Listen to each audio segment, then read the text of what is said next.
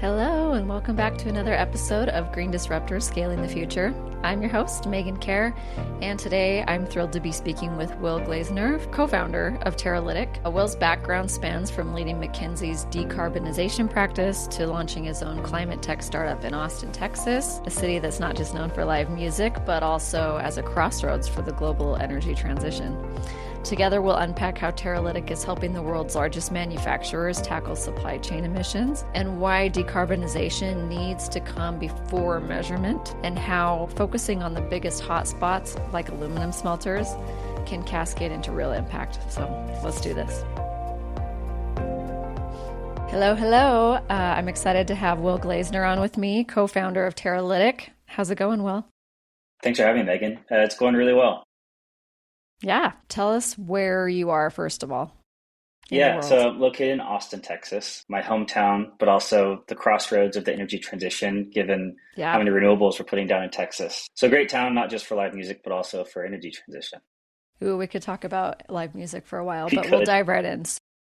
Tell us, first of all, what Terralytiq is, and then what is your personal connection that led you to launching it? Sure. So Terralytiq is in the business of supply chain decarbonization. So we are a software climate tech startup that I founded about 2 years ago with my co-founder, Alex Pfeiffer. And what we do is we help the world's largest manufacturers reduce the carbon emissions in their supply chain. The way we look at it, industrials can be the force multiplier for decarbonization, because as a sector, there are about 20 gigatons of emissions, which is about a third of all global emissions. And from any one company's perspective, 70 to 90% of those emissions are upstream in the supply chain. Right. And so if they can just cascade, feel like they have control over it. Exactly, which is a myth. They definitely do, because they sit at the end and have influence as a large integrated customer over what happens upstream. But it is a challenge. It's much more challenging than their own scope 1 and 2 emissions. Yeah. So back up just a little bit and tell me, how did you decide to go into this? What led to that for you personally? Yeah, it's really easy to connect the dots looking backwards. If you asked me this 10 years ago, where will you be? Hindsight 2020.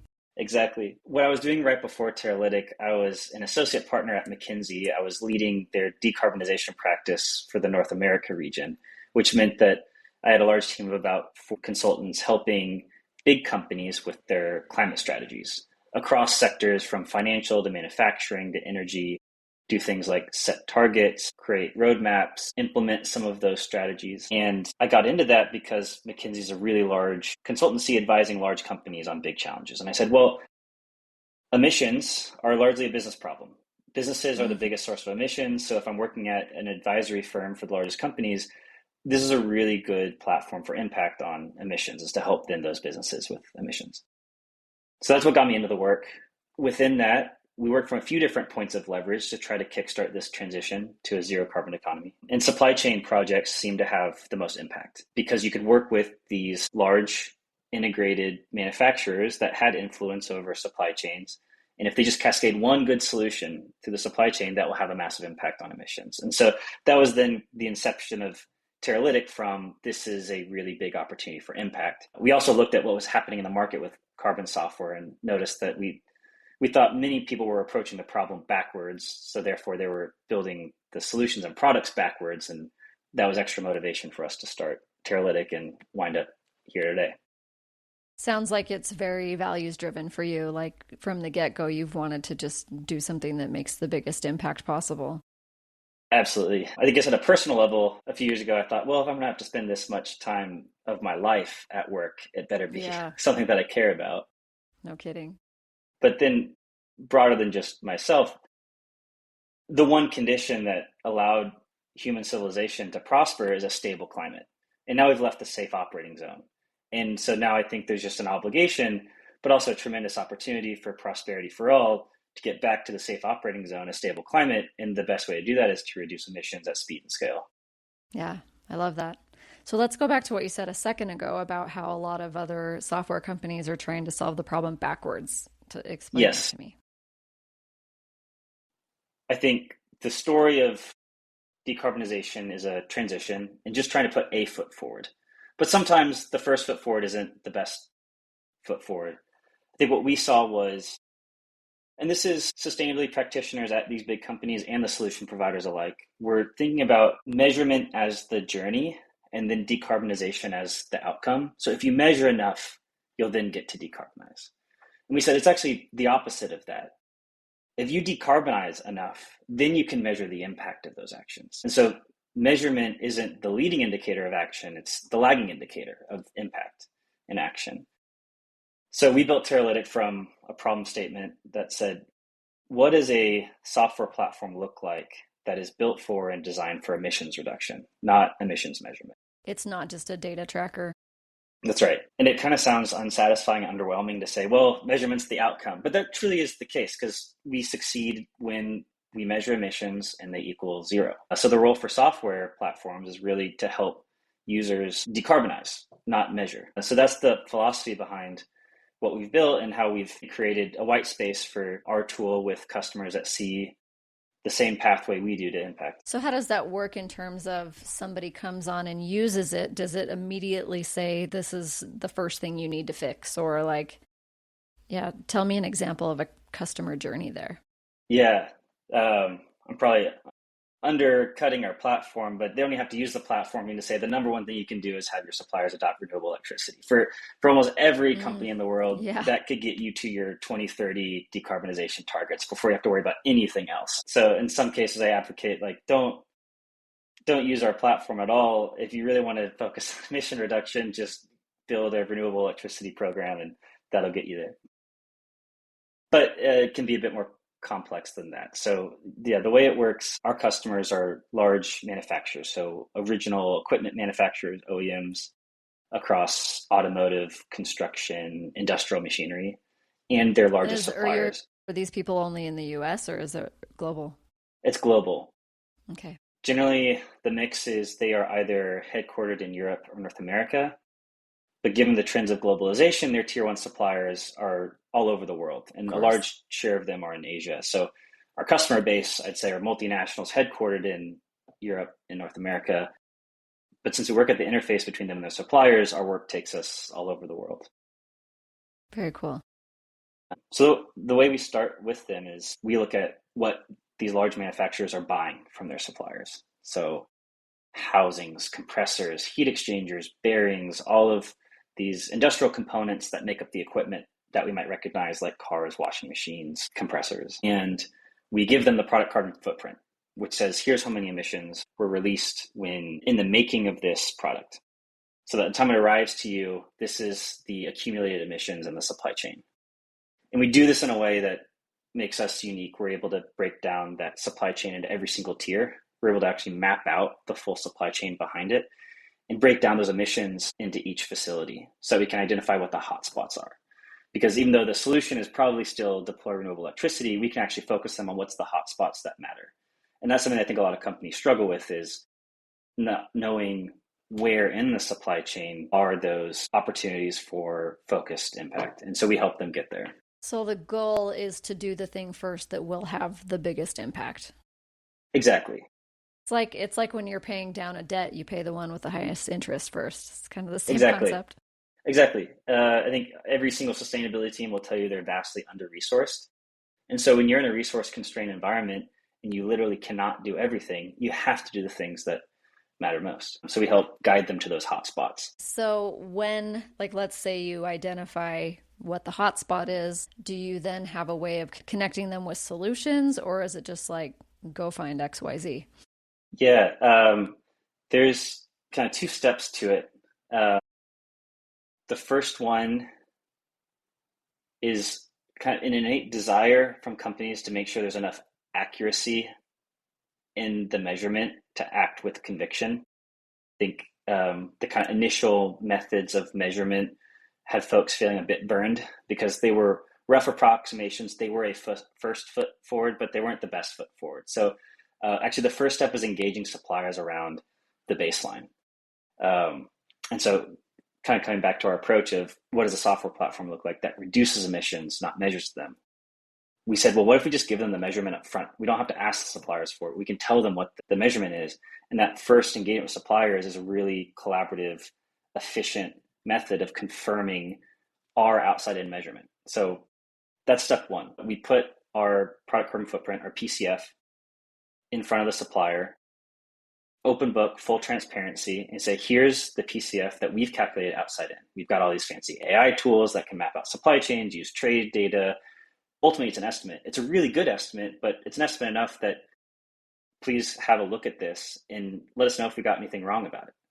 It's really great for suppliers that are new to sustainability because it's the first time they're seeing it and it's then a benefit to them.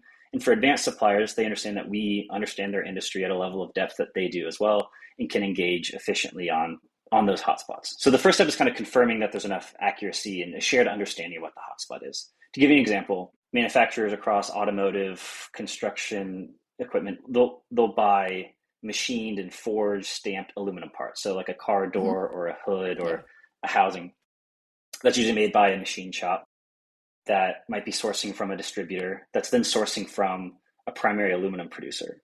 And that smelter is the hotspot. And so to go to their tier one and say, tell me what your emissions are and how you decarbonize to a machine shop is like looking at the peanuts of the emissions and saying, where can you squeeze out some emission reduction? The hotspot's 2 tiers behind them. So approach that supplier and say, well, here's the full PCF with the hotspots. And particularly it's about the smelter. Do we have a shared understanding about where you're sourcing your ingots from, where that primary smelter is located, and what that supplier is currently doing to reduce emissions? And that creates a very collaborative environment that ultimately confirms accuracy in the emissions, but then also a shared goal on how they then reduce those. Okay. That was a long answer to the first part. The second part is then the solutions, which we can also talk about. Yeah, well, let's go ahead and tell me more about that part. One of the advantages about decarbonization is that emissions come from these very old legacy industries that are very well understood. Yes. We've been making steel, aluminum, plastics the same way for a very long time. And so there's a lot of data about today's facilities and how those facilities can reduce emissions.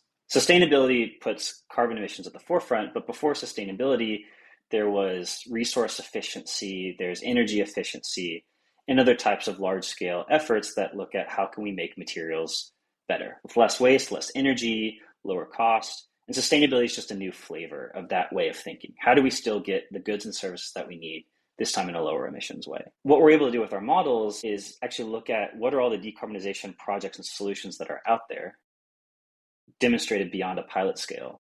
And we can actually model what the emissions impact is of those interventions, as well as the cost impact of those. So what we provide our customers is a library of every single tier in the supply chain.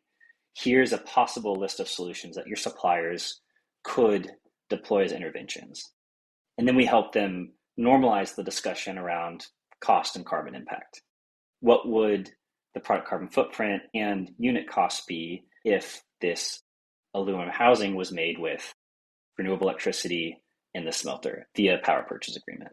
And so we guide them to what those most efficient cost and carbon reduction initiatives are and talk to their suppliers about how to deploy those within the supply chain.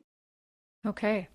So let's talk ROI and business too for a minute. So, I mean, obviously people ideally want to reduce their emissions, but if it doesn't make business sense, they won't. So what kind of conversations are you having with these potential clients of yours, and how are you demonstrating the value and the return to them? Yeah, I have to say I have an unpopular views on this topic, which is I think sustainability unfairly gets measured up against cost. I think there's kind of an implicit assumption that companies are always choosing the lowest cost solution. And that is not the case. Yeah, I think that's true, but it still has to make sense in the business. It has to make sense, exactly. And so there's still a business case or a justification, but there's plenty of precedent for suppliers that have higher quality or better delivery or better service that are charging a premium for that, even if they're making the same exact product as somebody else. So the same holds for sustainability. It's not that it always needs to be lower cost. It just needs to have a justification. And there's several different ways to think about it. At a very macro long-term view, renewable electricity is lower cost than fossil energy. It may not be the case right now this day because data centers and tech giants are eating up all the renewable electricity that they can. Demand well exceeds supply, and then just dynamics of economics raise prices above the actual technical cost to provide renewable electricity. But over the long term, wind and solar is free. And so that's one way of thinking, which is long-term thinking. How do we get our supply chain to a lower cost state? They are bad at.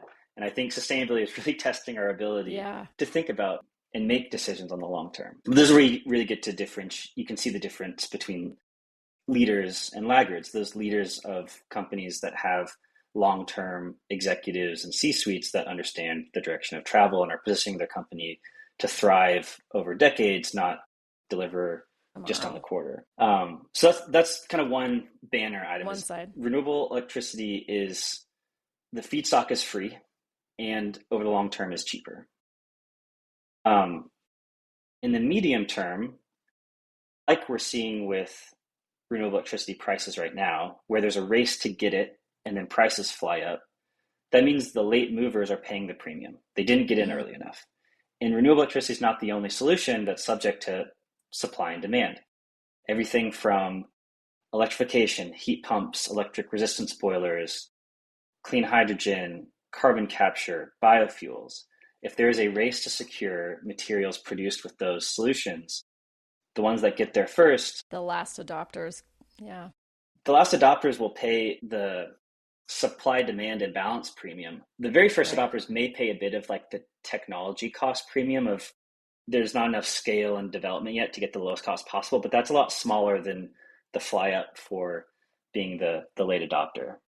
And that's on the medium term. We're talking 5 years. So you don't have to make a 30-year bet on free energy to justify decarbonizing. But that is a medium term view, which still is challenged in environments like today. So then trying to pull that horizon in even closer, the cost of decarbonization is far less than the inflation and tariffs that we're witnessing this year and the past 3 years. We're talking the cost of cars, washing machines, and final equipment is only 1% to 2% more if they're made in a zero carbon way.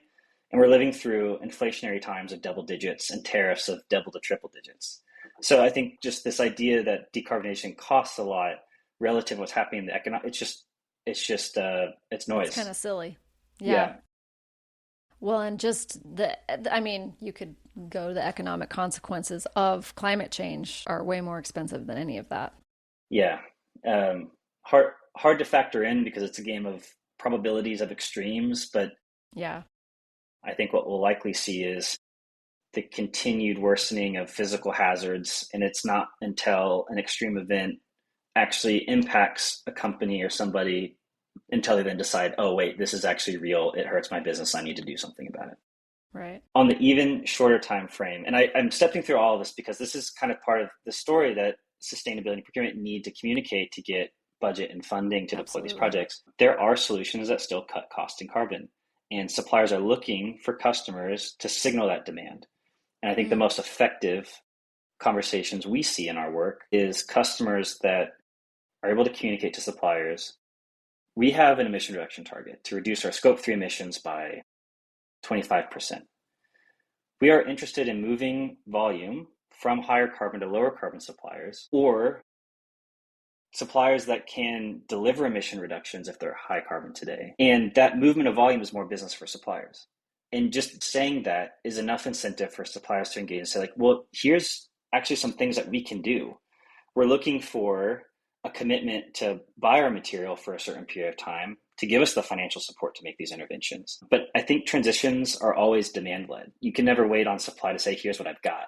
You have to wait for, you have to start with demand saying, here's what we're looking for, who can provide. Let suppliers innovate and tell you about the solutions they've been figuring out themselves at their own facilities. And so some of those look like increased recycled content, which still has opportunity to grow. It cuts cost, it cuts carbon. There are still some places where a renewable PPA is cheaper than the grid. And there are plenty of electrification interventions, coming back to at the factory level, using heat pumps or electric resistance boilers instead of gas, coal, or diesel, where there's an upfront capital investment required to replace that equipment, but the operating cost is lower because these electric machines are much more efficient than fossil ones. For a supplier to make that investment, they need to know that you're going to buy from them for a period of time. So just entering into contracts that have longer periods of time that allow suppliers to make those initial investments into electrification and ensuring the cost benefit is a business case that pencils out now for decarbonization. Yeah. So There's other software platforms out there that are doing things not in the same way you are, but how are you approaching scaling and helping people understand the value and getting in front of the right people? Yeah, I think we look at the interface between our customers and their suppliers as where we can deliver the most value. So we don't want to be an internal tool that only the sustainability team Yeah, like uses. We don't everyone want to needs it along the whole supply chain. exactly. And so we think about how can we provide a fact base across cost and carbon that creates a win-win-win for sustainability and procurement and the supplier. Sustainability is accountable to deliver emissions reduction. Procurement is accountable to source most strategically, cost effectively, et cetera. Supplier needs to grow their business. And there's opportunity for all three of those parties at that interface. And platforms like ours need to think about all of those perspectives in the room. So I think us taking that perspective of there are really three parties here, and we need to support all three of them is how we think about scale. Because if we only solve for one, you eventually stall out. But if you solve for all three, there's a lot of growth. So, from a marketing perspective, what does that look like? Because are you Yeah. speaking only to the big manufacturers that are headquartered in North America and Europe, or are you trying to reach everybody? I think it starts with the companies that are at the end of supply chains. They're the ones that typically have targets for their emissions within that interim targets for the near term and more resourcing to create and implement programs for supply chain Yeah, decarbonization. You don't makes have to sense. go too far up the supply chain before you get to single factory suppliers in quite remote locations that just Mm. aren't going to have the resourcing and influence to drive full scale change. So we definitely start there where there is influence and resources to enact change. So, what have you done to get these types of clients on board? And, like, but basically, Yeah, what's worked and maybe what are you stuck with right now? yeah. Well, I think I will. The perspective I would bring to this conversation is somebody that I'm not a software and tech guy by background, and we're bringing a software solution. And so there's advice that you get as a software, like a B2B software company, that I think totally falls flat in the sustainability Mm, space. And there's also some approaches from the sustainability angle that are just a bit too theoretical and not practical enough to attract yeah. interest. And so that's kind of the end of the spectrum for our sector, and we try to um, find what works in between those. So, for example, there's an intellectualism about sustainability. It's steeped in Absolutely. science. There's moral rights and wrongs about sustainability that you have to not just follow but believe in to appeal and communicate with sustainability practitioners. You'll see right through it. I mean, are they extra wary of like profiteering, like that, like they want to make sure your values aligned as well? I think so. And going back to what I was saying about when we looked at the market before starting Terralytiq, we thought the existing solution providers had it backwards. I think they're skeptical of just another tech Just another or software. consulting provider trying to build something functional that Mm, is devoid of content underneath the hood. And so what that content looks like, I think fundamentally is, do you have a forward looking view on this transition? Because we are working to transition from a high carbon to a net zero state. The path between is a transition. And so you fundamentally have to have a content driven perspective about what does the transition look like? What is the best, the fastest, the most efficient, the right way to transition? And that has to come through in your marketing and the way that you approach customers is that so they see this person understands the science of climate. They understand that we're working to transition our business and they have a view on what that transition looks like. And there's different philosophies on that transition. So you'll go out there and you'll turn off customers that don't share your view of the transition, but you really will mm. attract those that share the same view. And so ours has always been a combined procurement sustainability approach that cascades impact through the supply chain, forgets about offsets and insets because those are proxy markets, but really like contracting through quantities, unit prices, and product carbon footprints through the supply chain. And that's how we kind of derive all of our marketing and our outreach is around that philosophy of the transition. On just a more base level, like what kinds of strategies are you using? Like I understand the education and connection piece that you need, but like what systems are you using? Yeah. So a lot of the systems that I think traditional software industry have used to do like mass cold email, we tried at the beginning. did not work at all, Hmm. thankfully, because it does feel a bit, it's not the way I normally would talk to somebody in person in real life. So sending out cold emails never felt at home to us.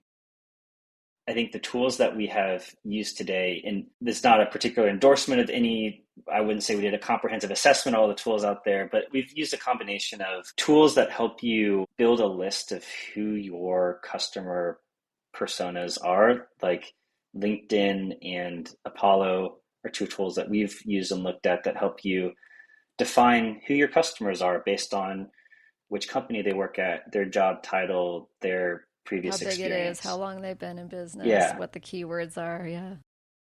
And that helps you go from a statement like, we're Terralytiq, we work with manufacturers to reduce their supply chain emissions, to we work with companies like Danfoss and Bain and other manufacturers, to here's the specific people at companies that we haven't yet worked with that we want to get in touch with. And so it's helping you do that walk from So is what you do it as a more company like to the Dream specific. 100 approach where you're like, let's really focus on high touch conversations with these people? Yeah, there's filtering that we do around has this company set an SBTI target, and then have they set an interim scope 3 target. But yeah, and that narrows down the pool from all manufacturers headquartered in North America and Europe to the ones that we know are investing or taking decarbonization seriously. There's in this set of tools, then how do you get in touch with folks? And I think the bias is to go with tools that help you scale, reach out to as many folks in a shorter period of time. But that kind of automation also isn't natural, doesn't feel human always. And so we've tried some of that. I can't remember the name of the tool that we've used, but I think ultimately we said, you know what, if we find the people that we want to get in touch with, the best thing to do is to send them a connection request and a DM on LinkedIn with who we are and why we want to talk to them. And usually we engage on a content perspective. How much primary data from your suppliers is enough before you can decarbonize? I'd love to talk to you and other practitioners like you about that. And that's genuine. We truly want to know. And we don't go into those first conversations with, hey, we've got a software platform, we think you want to buy it. But engaging on that content and those perspectives is a really effective way for us to learn, to stay in touch with what our customers are experiencing daily. And then for the ones that are looking for support, to then have those conversations. Yeah. I mean, clearly I know firsthand how well that works, but it can be challenging just because it's so time consuming. Like, how are you guys dealing with that? Like, do you have team members that can help? Yeah. It's mostly me and my co-founder, Alex, who focus on that kind of outreach. Yeah, at an early stage startup scale, at some point, you're just trying to go from 0 to 1. So Totally. it's impossible to think about doing that at scale, but when you're just starting out, all you need is your first customer. And then all you need is your next 5. And so Well, working and with then you small can numbers start helps a bit. developing sales enablement materials that can maybe help warm up people along the process instead of you doing all of it That's individually right. with the person. Yeah, that makes sense. Something that's Well, unique thanks. to That us. helps me understand. Oh, go ahead. Well, I was just going to say something that's, I think, unique to us is our platform is used by procurement and sustainability managers and their suppliers on the other side. And so just by using our platform, we get in touch with our customers' suppliers, who can also be potential customers because Yeah, they then have suppliers in a they whole also supply have chain that sit suppliers. upstream of them, Yeah, reflecting their total business, not just their business with our customer. And so that's been another way that we've planned for growth is, well, we can reach out to customers, and then by working with us, we will be in touch with their suppliers. And there's a lot of thought and professional that has to go into that because we're genuinely trying to help our customers and their suppliers reduce emissions first. If we went into those conversations like, by the way, you can also buy our tool, they'd say, okay, get out of here. This is not honest. So it's a slower process, but it's one that their first interaction with Terralytiq is actually using our platform, and that's kind of a unique great. superpower. Yeah. Yeah. So we'll wrap it up here in a second, but I just want to know, are there any special initiatives going on in the next 12 months, or what are you excited about in the coming year in the business? That's a great question. I will say 2025 has not given us a lot to be excited about. Oh gosh, I know. I think for anybody working in sustainability and climate, you have to be excited about the constant slate of problems that need solving. And so kind of in a weird way, you can't let the presence of problems make you feel exhausted or burnt out, that has to be a source of energy. And so I think for me, it is too, like what we're thinking about right now is in a lot of these industrial supply chains, I've talked about aluminum a lot in this, so I'll continue that. There's hundreds of thousands of small machine shops and other companies you can buy aluminum parts from. Tens, thousands. There are only 280 aluminum smelters in the world because they're big, they're expensive. It's not like everybody can have one in their backyard or in their town. Like there's a finite number of them, which makes it a tractable problem. So something I'm excited about is helping our customers aggregate demand across their tier one suppliers who are all sourcing from the same smelter to feel more empowered to talk to those large manufacturers of raw materials about how they can be decarbonized. And it's also an incentive for the operator of that large asset, because then they see and hear the demand signals from a broader customer base than just one company. And so I think thinking about how we can help the more fragmented parts of the supply chain come together and engage with the more concentrated part of the supply chain, which is usually where the hotspot of emissions are, is going to unlock a lot of emission reduction. Well, in 280, I mean, that sounds like a solvable problem instead of, you think, you know, the millions of other places where you can make smaller impacts. It's like start with those big ones. That makes total sense. Exactly. In most industrial supply chains have one. Aluminum smelter, iron furnace, cement kiln, steam cracker for anything polyethylene, polypropylene, petrochem related. Most supply chains have a hotspot. Very cool. I do not in the agricultural companies where most of their emissions are on the farm. You know, the average size of a farm is a few soccer fields, and I think 1 in every 4 people in the world is still a farm. I mean, that is a fragmented, dispersed problem to solve. But industrial has a bit more concentration where I think we can unlock impact. So even though the technical solutions might seem more difficult, and this term of hard to abate gets thrown around industry a lot, the actual sources of where those get deployed is really concentrated. Yeah.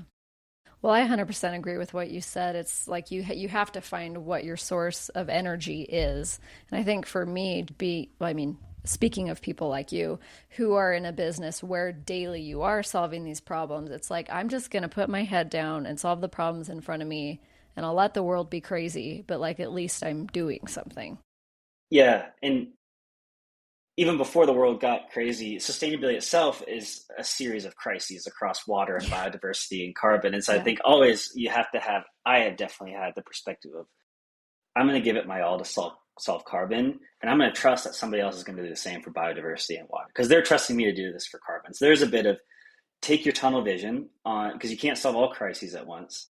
And yes, holistic thinking and systems change do have a role, but we're in a period now where we don't need thought leadership. We need actual action. I think they're having subject matter expertise and scale to focus on specific problems is what we need. So yeah, for us, it's carbon emissions. Okay. Well, this has been really cool, and it is cool to see the unique way that Terralytiq is approaching it. So we'll be excited to see what's going to happen and what big projects you can get in the next year. So thanks so much for letting us know who you are today. Of course. And thanks again for having me, Megan. I love what you're doing on this series, and thanks. I appreciate you having me. It is fun. I get to see all the different tunnel vision type people, and it actually is very comforting. That's to right. me. That's right. All right. Yes. Thanks, Will. Thank you. All right, that wraps up our conversation with Will and Terralytiq. We covered everything from the philosophy of decide to decarbonize first and then measure later, to the tangible ROI and long-time business advantages of a cleaner supply chain. A huge thank you to Will for sharing his insights and real-world examples of how industry leaders can drive change at speed and at scale. If you enjoyed this episode, be sure to subscribe, leave a review, and most importantly, share it with somebody who cares about climate impact. Until next time, I'm Megan Kjar. Keep disrupting, keep scaling, and let's rebuild our world for a stable climate.